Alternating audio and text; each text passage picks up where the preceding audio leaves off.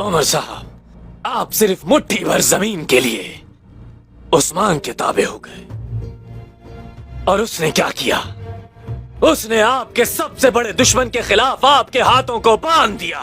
میں آبشار کے گرد وادی کی طرف جانے والے رستے پر آپ کا اور آپ کے سپاہیوں کا انتظار کروں گا، اور اس وادی سے ہم لوگ توگائے کے ٹھکانے پر ایسے وقت پر حملہ کریں گے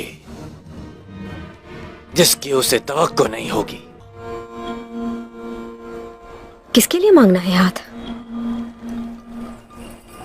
عثمان صاحب کے لیے مانگنا ہے۔ یہ کیا کہہ رہی ہو؟ میرے دل میں آگ لگی ہے۔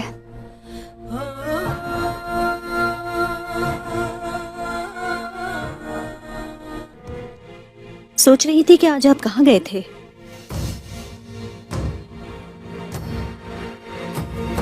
وہ لوگ جن کے دلوں میں آگ سلگ رہی ہوتی ہے وہ دنیا کی گندگی سے پاک ہوتے ہیں بالا۔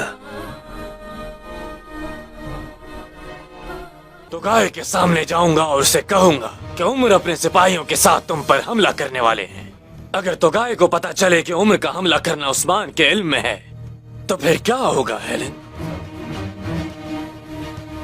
For more updates, subscribe to our channel, click the show links and enjoy watching the videos.